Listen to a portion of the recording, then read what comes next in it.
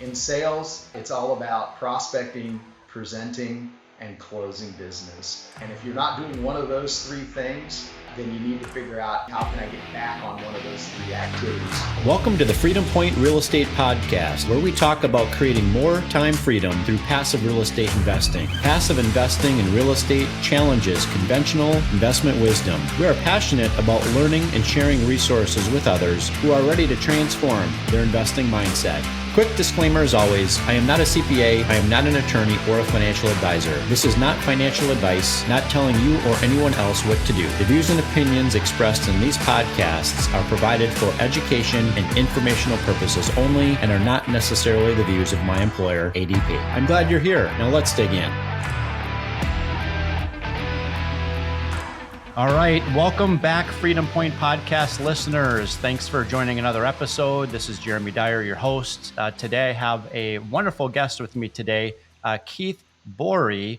Keith has a quite decorated background, and when I kind of list off a few of the things that Keith is involved with, you're going to be asking yourself the question, how on earth does this guy have enough time in his day to manage all of this? So I'm going to get started here for just a minute. So Keith is the founder of Bobo Capital Ventures, which we're going to unpack a little bit more about that. He's also a broker and insurance sales director, and he is a podcast host of The Wealth Flow. A couple more interesting tidbits about Keith. He got his real estate investing journey got started back in 2005 with residential homes. He's invested in office buildings, multifamily, mobile home parks, which I'm going to ask Keith a little bit more about that here in a minute. He's also been involved in house flipping, short-term vacational rentals. As I mentioned earlier, he is still a W-2 earner, sales director.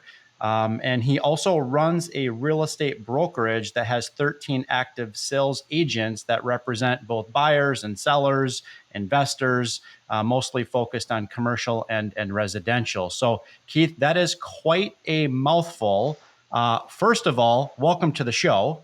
Thank you so much. Appreciate it, Jeremy. Of course. And second of all, what did I leave out there? I mean, that's a lot. So maybe you can kind of unpack a little bit more for our listening audience, kind of your journey into having 8,000 balls up in the air. Yeah, so I appreciate that. And thanks for the introduction. I started my professional career as a real estate agent and then opened up Newcastle Real Estate as a broker.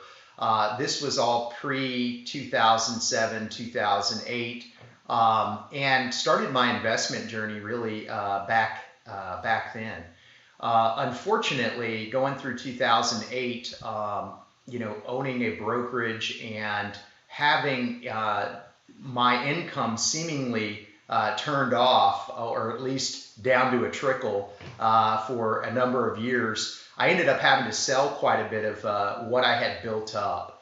And so that sort of is what leads Jeremy into why I got out of real estate brokerage as my full-time gig. I just wanted, my brother at the time was a sales manager for a copy company, and he weathered the storm a lot better than I did during that time frame. And so I still love real estate. I love even the brokerage side of it. I just wanted my income to not necessarily be tied to that. So with that all said, I ended up going out and getting a sales management position with the company that I'm currently with as a W-2, and kind of worked my way up to being a sales director with that company and having a sizable team. My territory is half of Texas and then Georgia and Alabama, so geographically pretty big area.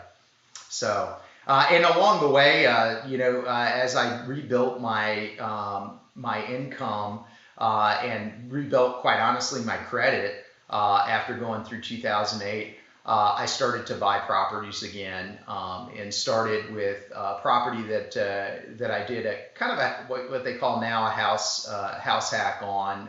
It was a 3-unit So it was an upstairs, downstairs duplex with a back house, so 3 total units. And, started out in the downstairs and did the remodel there. And then, the tenant upstairs moved out, which was perfect because then I could go upstairs and continue that journey. So did that. I closed on a 10plex a little bit after that as well, which was great. I originally had gone for the 10plex, Jeremy, first versus this 3 unit, but this was way back in January of 2014. And the gentleman said no because we were offering too little down, owner finance deal. But then he later came back to me and said, hey, is Keith still interested? And so I pulled the trigger on both of those. So very quickly had 13 units. And those have been ones that I've held on to for quite some time. Since then, we bought duplexes and, of course, the mobile home parks as well. And those are a little bit more recent, the mobile home parks, but it's an area where I've really enjoyed. And along the way, we bought a short-term rental as well. So it's just been quite a journey. And all this we've been self-managing. So that sounds great. Well, you've got a lot of irons in the fire, and it's interesting that 10plex back in 2014 ended up coming back onto your plate after it was originally passed upon. I see a lot of deals in the real estate market where the person that is in kind of that pole position, ends up either deciding to pass on the deal or they get passed, on, and then it falls back to the kind of second or third, buyer in the line there. So that's interesting. One thing that you said, and I believe you referenced the year was around 2008, where your brother weathered the storm better than you did. Mm-hmm. Why was that the case? Well, his main income wasn't tied to the sale of real estate. That's really why. And that industry maintained. I will say, coming out of 2008, that industry kind of tightened the credit reins on real estate brokers and that kind of thing, because there was a lot that their income just went down significantly. But with my brother, he was working with other industries and other businesses, and so it wasn't just completely tied to it like I was. It's not to say that people weren't still buying, but I had specialized in acreage home sites. We're out in the hill country, and people oftentimes had the opportunity back pre-2008 to either buy a tract home in a neighborhood where they've got their neighbor right up next to them, or they could go out and buy on a 80-20 loan a house on acreage, and putting down about the same amount, either one. So that's really where I specialized for quite some time. And it's not that, again, the business didn't completely dry up, but it dried up enough that it really affected my income. Sure. Now, you currently manage, I believe, 11 sales professionals as a sales director or their direct report sales manager. What would you say are some of the habits that some of your most successful sales professionals have? Yeah, I think the habits are really knowing their metrics, knowing what they need to do when they come in each and every day. So we have something that we call the daily 10. And while it's specific to my industry, what I've found is I can apply this, whether it be in real estate, whether it be wherever, and it still rings true. And that's really just reaching out and making a contact with 10 people every day, not leaving somebody a voicemail, but actually physically talking or sending an email and getting a reply, but reaching out to 10 people each day that we talk to, and then setting ourselves up with 3 opportunities to present our product with those families. And in doing that, you're going to close a certain amount of business. And so if you don't end up with a sale every day, you'll end up with a sale, on average every other day if you're kind of holding to that pattern. So now that's one of the main things. And then just being good with your time, right? When you come in, there's a lot of things that can happen throughout the day, and we kind of call it the whirlwind of the of the location, and just having getting caught up in things that aren't going to make you money. In sales, It's all about prospecting, presenting, and closing business. And if you're not doing one of those three things, then you need to figure out, gee, how can I get back on one of those three activities quickly? Yeah, absolutely. Yeah, it's a daily mindset thing, right? For sure, absolutely. So what advice, Keith, would you give to that sales professional out there, whether it's in your industry or not in your industry, that really wants to level up their game? They really want to take, their game to the next level, right? So maybe they're comfortable, with where they're at right now, but maybe they want to, create a better life for themselves. And in so doing so, right, that also means that, they also need to continue to push the needle, push the number, from a quota perspective, right?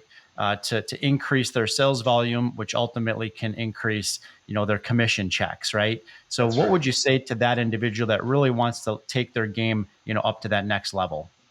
Yeah, I would say one of the biggest things is really, and it's surprising that a lot of folks don't quite know the ins and outs of their compensation plan.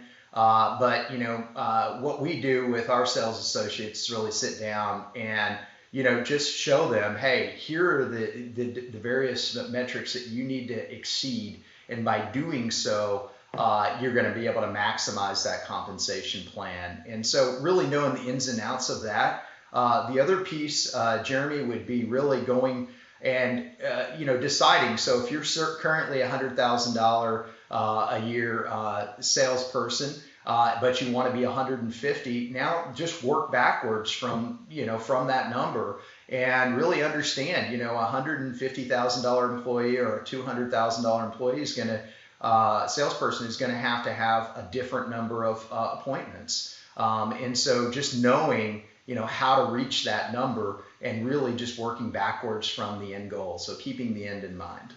It's great. It's great advice. A lot of people that listen to this podcast are currently busy sales professionals. Maybe they're retired sales professionals, maybe recovering sales professionals, or they don't want to admit that they're in sales, right?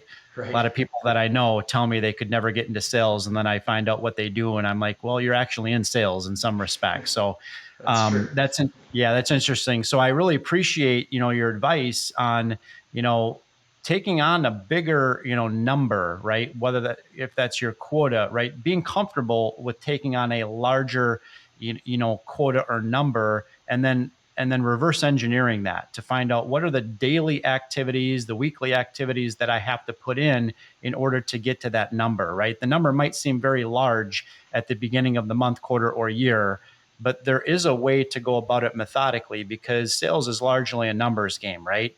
Right. There's one side of it, which is constant, self-improvement, becoming a better version of myself and learning, what are the tactics, the strategies, and the ways to successfully win in a sales environment. The second side of that is you got to put in the activity, right? And For I've sure. always said that putting in activity, on a daily basis, even though it might be bad activity, is still good activity. Why? Because you're learning along the way. You're learning lessons about how to do things and how not to do things. So I'm a big supporter of that too. And thank you for sharing that. You previously came from a sales professional role and then moved into a sales management role. Am I correct?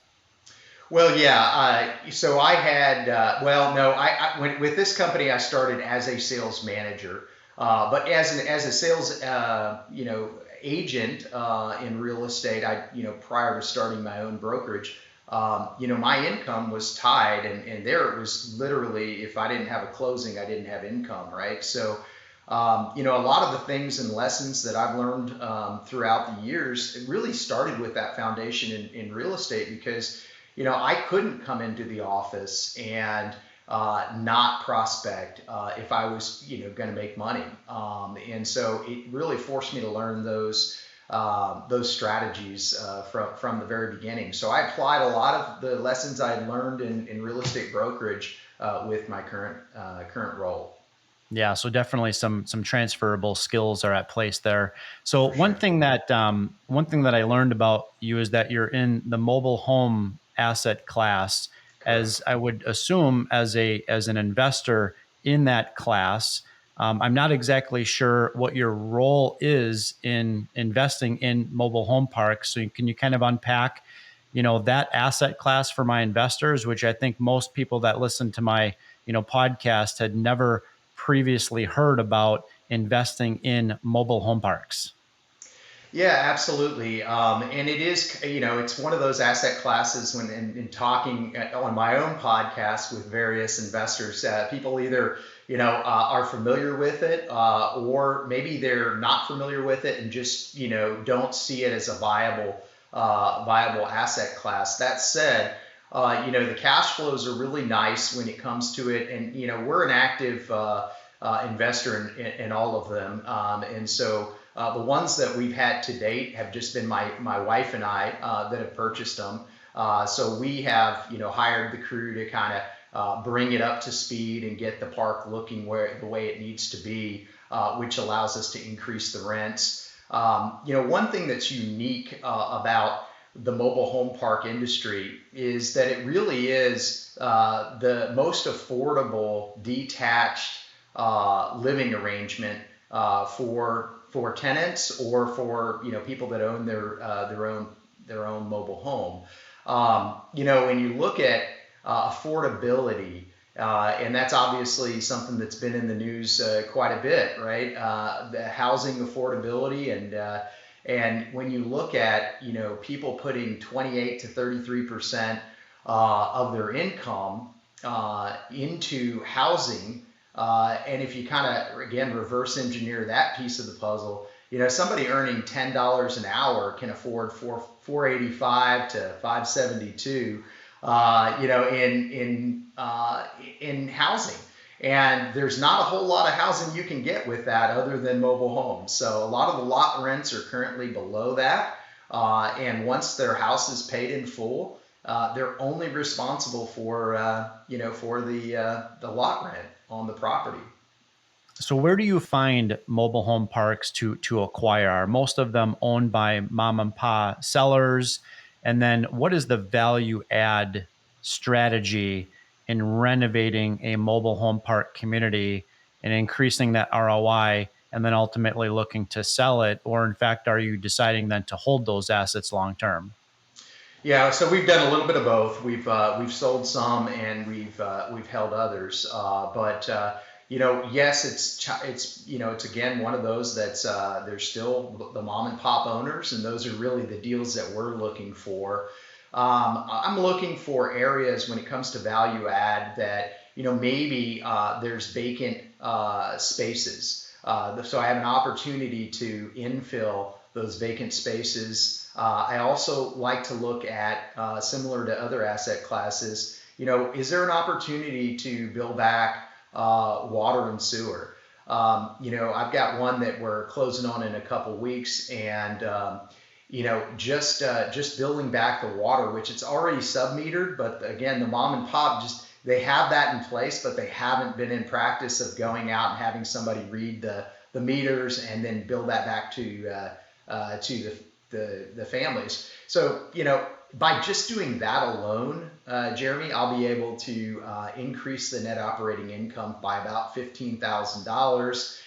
This is in the city of San Antonio, so things are trading around a 7 cap there. So that alone would bring the value up on the property by $214,000. So little things like that. So those are opportunities that we look for. The other thing would just be, what I've found, a lot of the older mobile home parks, they have allowed there to accumulate junk and different things that you can just come in and just really do a cleanup on it and really raise not only the net operating income and the appearance, but quite frankly, updating and really increasing the value for the tenants that are living there, because they're now no longer, you're upholding rules and regulations when it comes to it, and that can be a big part when it comes to the mobile home industry.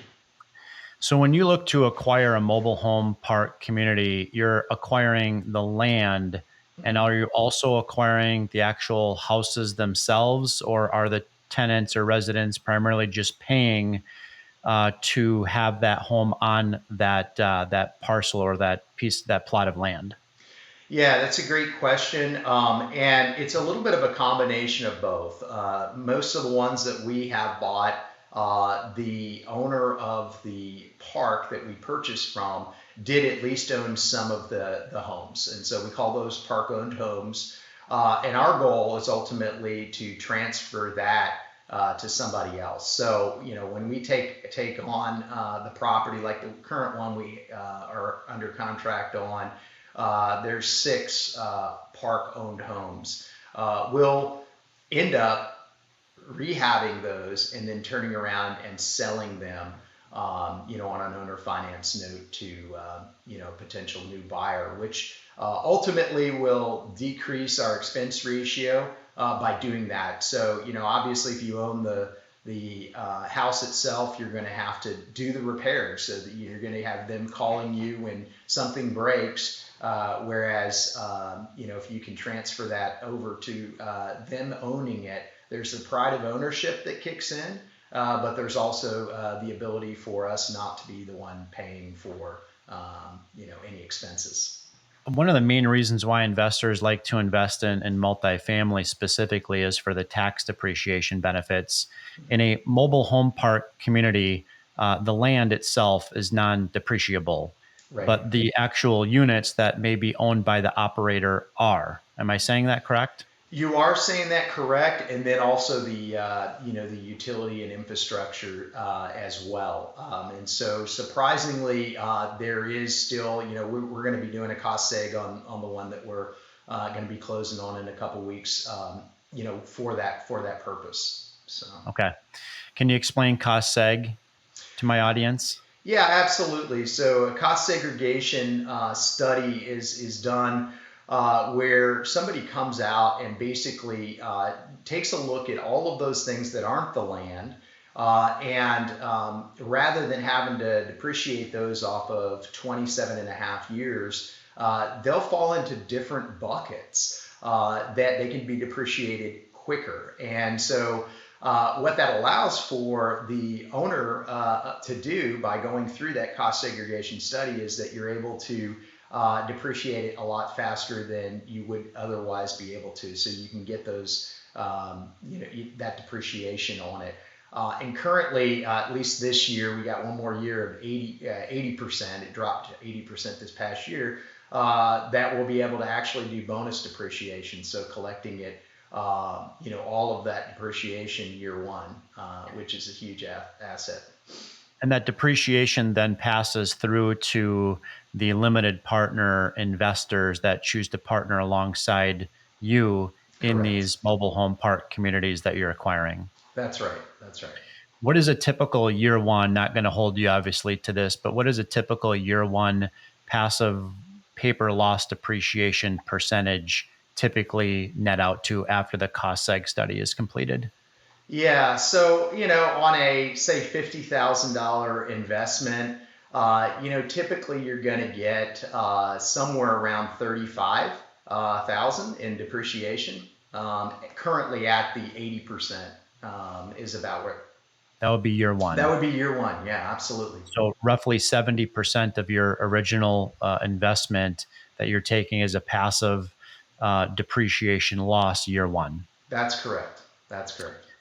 Great. What, again, not holding you to this, but what are some typical average investor returns when you partner with people that want to invest in mobile home parks? Is there a preferred return? Is there some equity profit, at place? Are these typically, 2 to 5 year holds, 5+ year holds? Yeah, 5+ year holds really in today's market, where it could have been less than that previously. And yes, usually an 8% preferred return to the investors during the hold period. And a lot of what ours, most of the earnings are going to be kind of at the exit because, we kind of specialize in heavy lifts. So, those heavy value add opportunities. There's some great opportunity there. This is kind of a maybe a softball question and also a 30,000 foot view question. My question for you is, how do you suggest busy sales professionals structure their retirement so that they get the best results?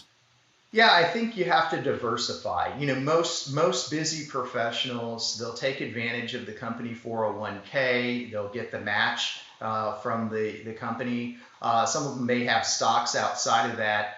And a lot of times, Jeremy, when it comes to real estate, they think, well, gee, I don't have time for that outside of my W-2. I don't want to mess with the termites, toilets, and tenants, that come along with real estate. And so investing passively allows the general partners to handle all of those, day-to-day items. But the investor can make their initial investment and then just go along for the ride. So just diversifying, I think, is super important. I'm not suggesting that everybody invest 100% of their disposable income to mobile home parks, but making or real estate in general, but making maybe 20% of what they're investing and diversifying it out a little bit. Yeah, you brought up some really good points there, Keith. One thing that I try to encourage sales professionals and just people in general, if they want to diversify into real estate, many of them think the only way to invest into real estate is through a publicly traded REIT, or they have to go buy a single family home or do an Airbnb, right? What they fail to understand is the amount of time and effort that it takes to actively manage real estate, where they could really deflect that time spent towards continuing to crush their day job, right? And maximize their W-2 earnings, and instead take that capital that they were considering deploying into active real estate investing and instead invest it into a passive real estate syndication like the ones that Keith and myself, bring to investors. So I really appreciate you being on the podcast with me today. Thank you very much for your time. Yeah, appreciate it. Thanks. I enjoyed it. Freedom Point podcast listeners, thank you again for joining us on another episode. Before I let Keith go, I'd like to ask you, what are some ways that our listening audience can connect with you to learn more about what you're up to? Yeah, I appreciate that. So, one of the ways, now I'm going to offer your guest an opportunity. I have a summit that we have planned in October, actually with one of my colleagues. And so we've got an elite habit tracker that they have the ability to be able to, and this could be something they could use in their sales profession, have access to. That's at Bobo CV. So for Bobo Capital Ventures, it's bobocv.com, and they have the ability to receive that. Obviously, the Wealth Flow podcast is another way people can find out more about what we are doing. We're on Instagram, LinkedIn, and then bobocapitalventures.com. That's great. And we will put all of those in the show notes, Keith. Perfect. So again, thank you for joining us on today's episode. And Freedom Point podcast listeners, I'll catch you on the next episode. Thank you for hanging out with us today and for listening to the Freedom Point podcast, powered by Starting Point Capital. This show is for entertainment purposes only. Nothing said on this show should be considered financial advice. Before making any financial decision, please consult with a professional. This show is copyrighted by the Freedom Point podcast. Written permissions must be granted before syndication or rebroadcasting. If you're interested in connecting, you can find contact information at startingpointcapital.com.